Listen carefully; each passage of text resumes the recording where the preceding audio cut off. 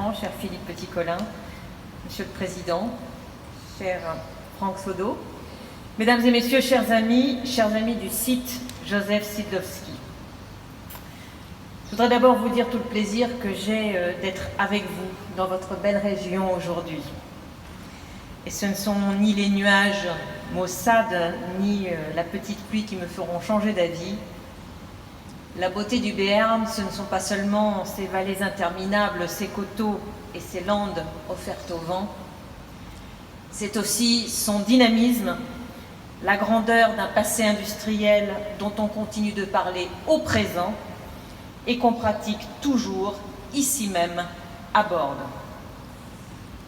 Car depuis près de 8 décennies, la ville de Bordes abrite l'un des fleurons de l'industrie aéronautique française.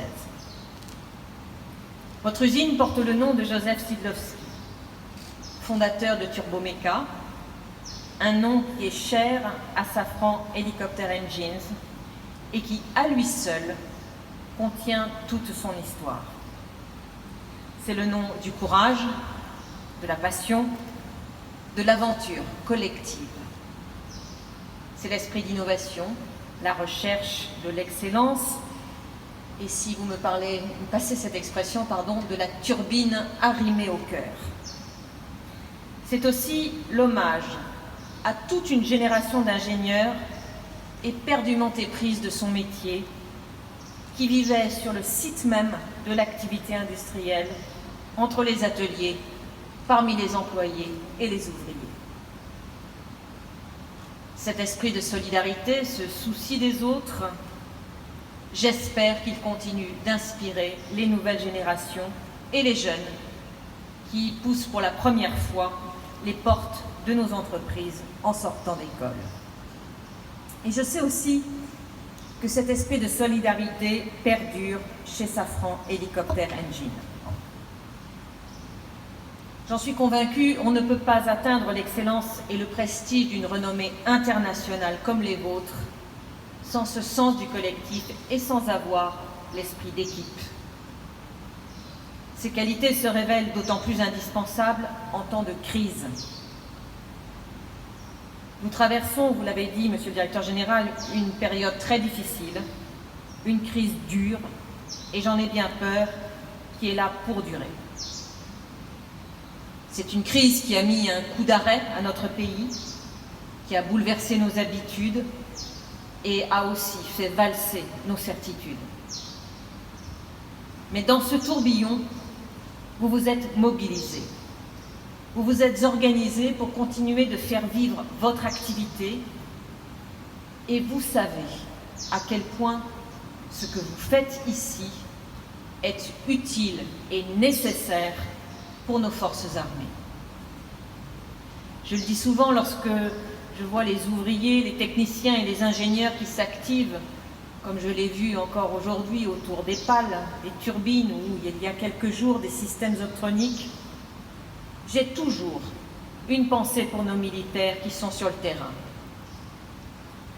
Lorsqu'on va au Sahel, lorsqu'on est sur le théâtre de l'opération Barkhane, la première chose qui vous surprend et qui vous marque, c'est le bruit des moteurs des hélicoptères qui arrivent et qui partent sans cesse en mission. Et lorsque ces missions sont fructueuses, je pense notamment à la neutralisation du chef d'Al-Qaïda au Maghreb islamique la semaine dernière, c'est aussi grâce à vous. C'est grâce aux efforts, à la précision et à la rigueur de votre travail pour faire des moteurs de nos Tigres, de nos NH90, de nos Caracal et bientôt des Guépards, les meilleurs du monde. Alors je souhaite vous dire merci. Merci d'avoir maintenu votre activité pendant toute la crise du Covid et d'avoir, dans le respect rigoureux des règles sanitaires en vigueur, poursuivi un travail qui est essentiel à nos femmes et à nos hommes qui sont déployés sur le terrain. Je suis venue vous dire ma reconnaissance, mais je suis aussi venue vous dire que vous n'êtes pas seul. Dans cette crise que nous traversons, l'État sera là pour vous épauler. Les Pyrénées-Atlantiques sont le berceau d'un savoir-faire industriel unique qui fait notre fierté et nous nous mobiliserons pour le protéger. Car soutenir l'industrie aéronautique, c'est épauler la remontée en puissance de l'économie française tout entière, c'est protéger nos emplois, et François Bayrou, ici présent, le sait bien, c'est aussi préserver le dynamisme et la vitalité de nos régions. Vous êtes, au sein de la région Nouvelle-Aquitaine, un véritable acteur du territoire.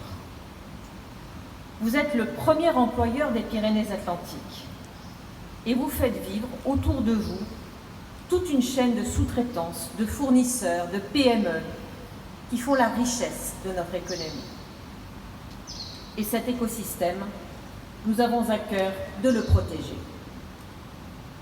C'est pourquoi j'ai fait des annonces mardi dans le cadre du plan de soutien à l'aéronautique et dans le contexte de cette crise sanitaire inédite.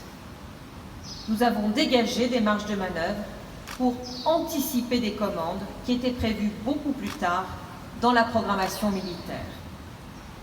J'ai donc décidé d'accélérer 600 millions d'euros de commandes militaires qui s'ajoutent aux 200 millions d'euros pour le ministère de l'Intérieur qui équipera ainsi la gendarmerie et la sécurité civile.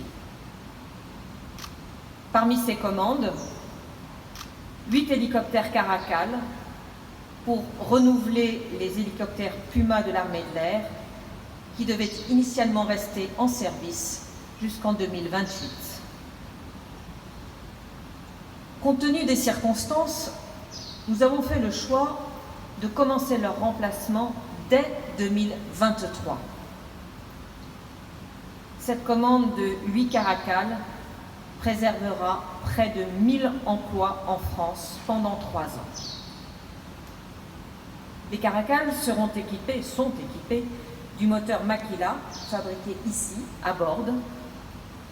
Et vous mettrez donc aussi vos talents au service de la gendarmerie et de la sécurité civile qui vont également passer commande de 20 moteurs Arano pour équiper les futurs H160 Guépard et de 2 moteurs Ariel pour équiper des H145.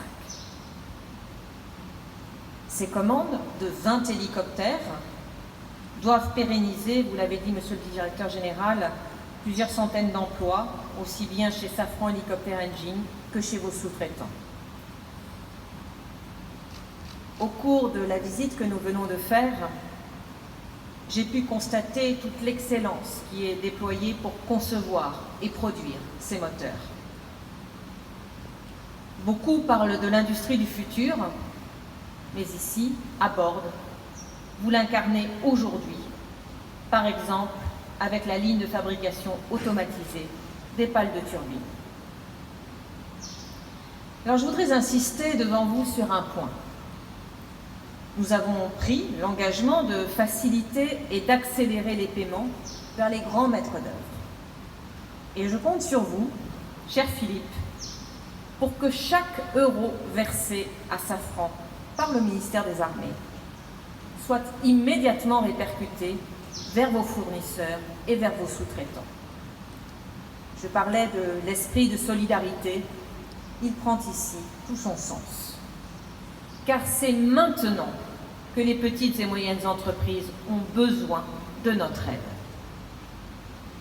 Je continuerai également à être très attentive à nos efforts en matière de maintien en conditions opérationnelles. Des progrès ont été faits depuis 2017 et je sais que Safran Helicopter Engines est engagé avec détermination dans ce combat de la remontée du taux de disponibilité de nos appareils. J'ai pu le constater moi-même il y a quelques mois lors de ma visite de l'usine CAP 2020 de Tarnos. Nous ne devrons pas faiblir.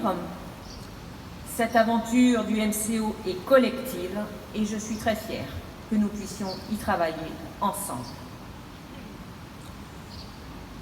Mesdames, Messieurs, les armées ont eu à cœur ces dernières semaines de se mettre au service des Français. Et dans les prochains mois, nous continuerons d'être là.